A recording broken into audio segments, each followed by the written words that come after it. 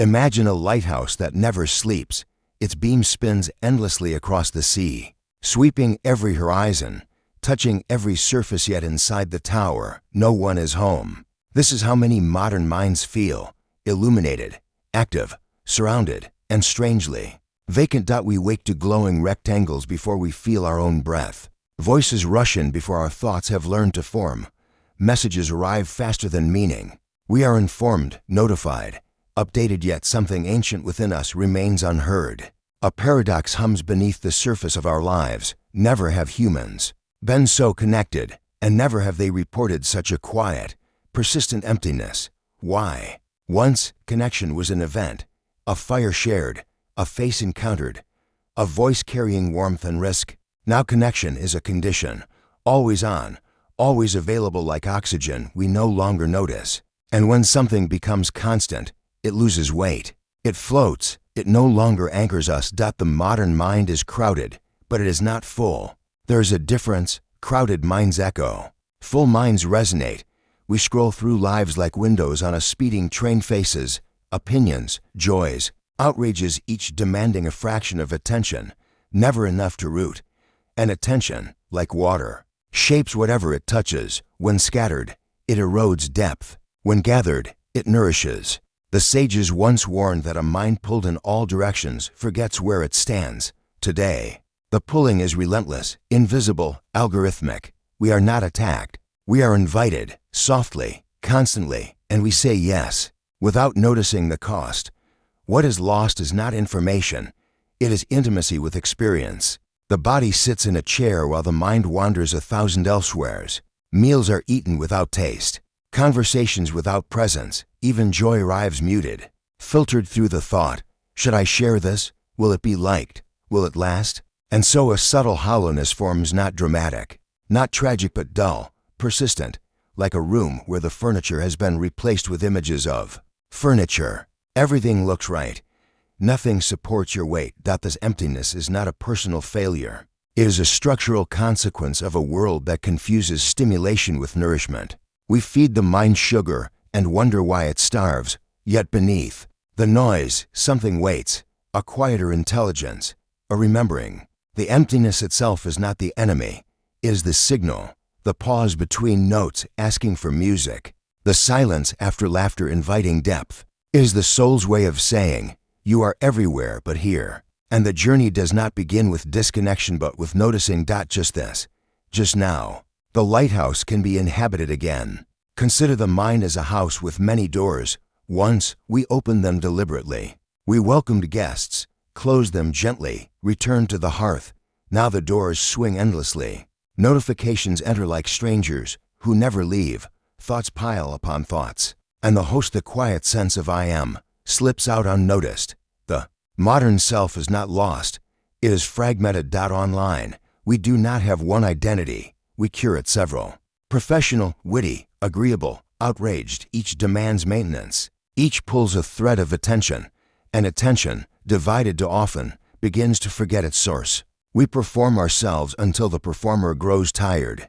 The sages spoke of wholeness not as perfection, but as integration.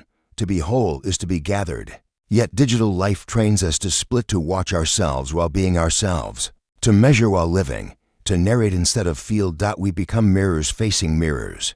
And something subtle happens when identity becomes a project. Being becomes exhausting. Have you noticed how silence now feels awkward? How boredom feels almost threatening? The moment nothing demands us, we reach for something that will, a feed, a sound, a distraction. Not because we are curious, but because stillness has become unfamiliar. Stillness reveals what noise conceals. In quiet moments, questions arise without hashtags. Am I loved? Am I enough? Am I living or managing life? These questions are not dangerous, but they are inconvenient. They cannot be answered with speed. So we stay busy. The fragmented mind fears stillness because stillness invites reunion. It asks the scattered parts to come home, and home, after long absence, can feel strangely uncomfortable. Yet notice this, despite constant input, meaning feels thinner. Despite endless expression, understanding feels rare. We speak more and listen less, not only to others, but to ourselves. The mind was never meant to multitask existence. Ancient wisdom did not reject tools. It warned against becoming them. When attention is harvested, the self becomes a resource. When identity is quantified, worth becomes conditional.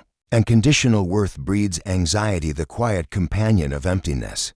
But fragmentation is reversible, not by abandoning the world, but by re-entering it more slowly, by choosing fewer doors, by letting some moments remain unshared, unnamed, unmeasured, sacred in their privacy. When attention returns to one place, depth returns. When depth returns, meaning follows, not loudly, gently. The house does not need renovation. It needs the host to come back. There's a peculiar loneliness unique to our time, the loneliness of being visible but not held.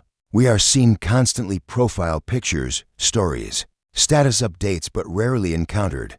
To be encountered requires presence, risk, time. It requires two nervous systems breathing in the same moment. Online, we trade this for efficiency. We trade warmth for reach. And yet we wonder why connection feels thin. Digital intimacy is not false, but it is partial.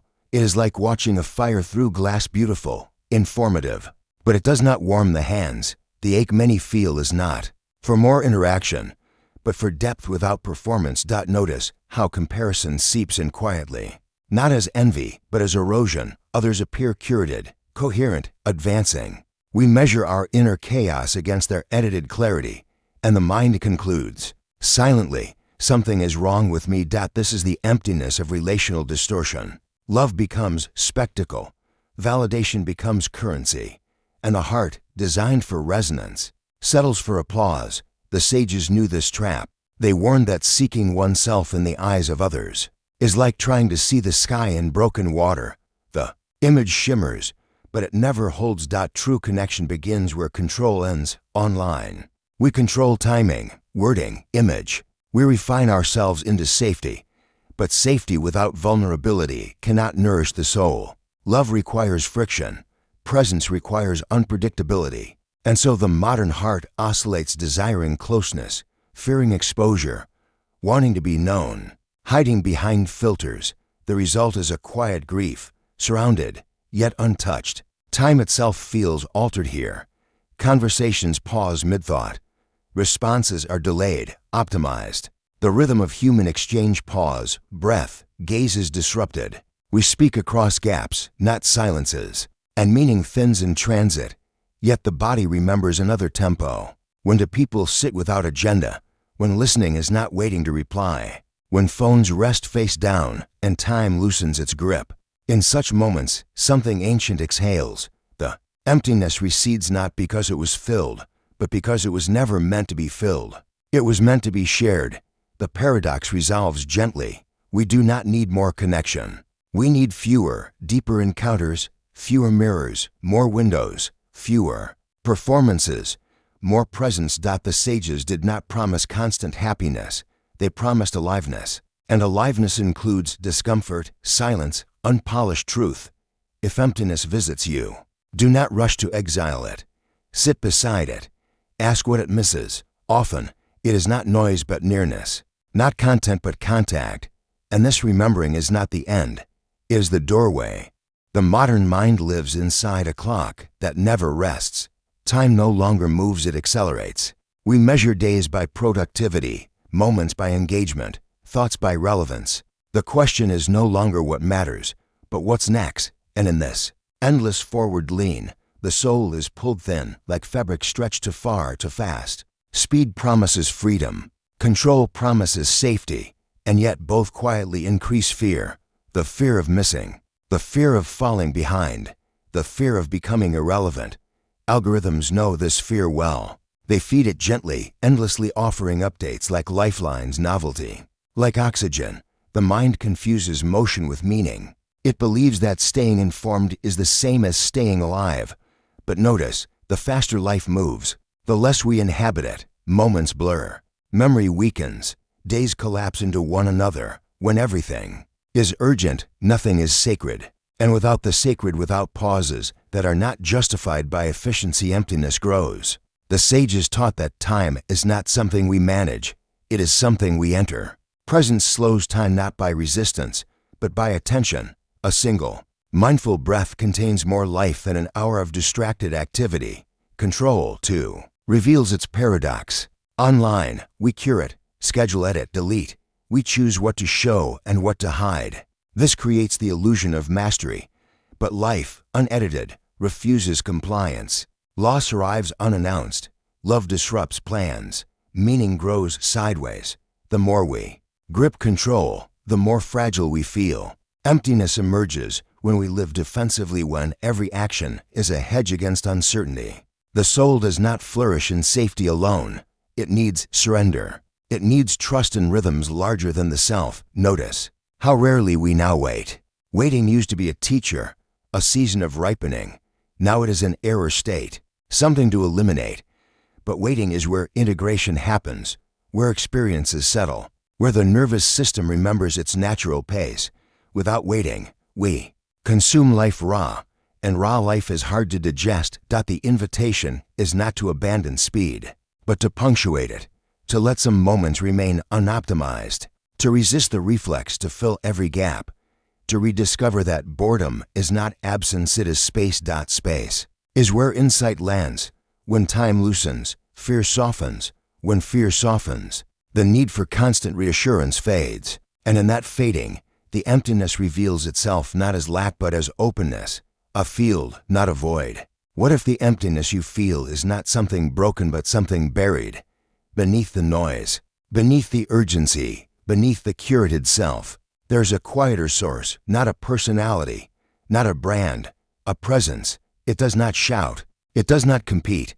It waits. The modern world teaches us to fear aloneness, but the sages spoke of solitude as medicine, not isolation, but communion with the unperformed self, the one who exists without audience. When was the last time you were alone without distraction?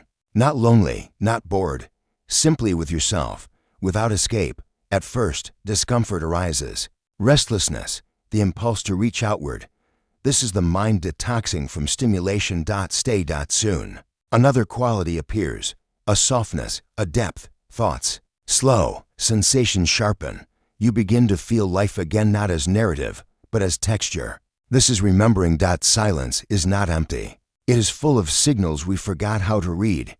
The body speaks, the heart murmurs, intuition surfaces. Unforced, meaning returns, not as explanation, but as recognition. The sages did not seek answers. They sought alignment. Alignment occurs when action flows from being, not performance, when worth is not negotiated, when love is not broadcast. In this state, technology becomes a tool again, not a habitat. You do not need to reject the digital world. You need to stop living inside it. Choose moments that remain undocumented, conversations that are not optimized, feelings that are not immediately shared. These are not wasted, they are woven into depth. Emptiness dissolves when we stop trying to fill it and start listening to it. Because often, what it asks for is not more but less. Less noise, less comparison, less speed, less control, and more truth, more breath, more presence, more being where your body already is. The inner source does not demand discipline. It responds to permission, permission to slow, to feel, to not know. And when you touch it even briefly, you realize something simple and startling. You were never disconnected. Only distracted. Imagine standing at the edge of a vast, quiet lake at dawn. The surface is still. The world holds its breath. You do not need to do anything to belong there. You already do. This is how life feels when presence returns. Integration is not withdrawal. It is balance. You can use technology without letting it use you. You can connect without scattering yourself. You can move fast without forgetting where you stand. The key is not control but rhythm. Moments of engagement followed by moments of retreat. Expression balanced by listening. Stimulation answered with stillness. This is the dance the sages spoke of, the middle way, alive and responsive. Emptiness fades when life regains rhythm. Not because every moment is joyful, but because every moment is inhabited. Even sorrow has weight when it is fully felt. Even uncertainty feels alive when it is met without escape. You begin to trust experience again. The modern mind does not need more answers. It needs a deeper relationship with questions. with silence, with the body, with time as lived, not measured dots. So let this be a gentle remembering. You are not behind. You are not lacking. You are not broken. You are simply being called back from fragmentation to wholeness, from noise to nuance, from connection as quantity to connection as presence. The emptiness was the doorway. And now, perhaps, you can step through, not dramatically, not perfectly, but quietly, breath by breath, moment by moment. Let the screens dim when they can. Let conversations slow when they need. Let life touch you without commentary. The lighthouse does not need to stop shining. It only needs someone inside. And in that inhabiting, the paradox softens, connection deepens, emptiness loosens, and life, ordinary, unfiltered, and real, begins to feel whole again.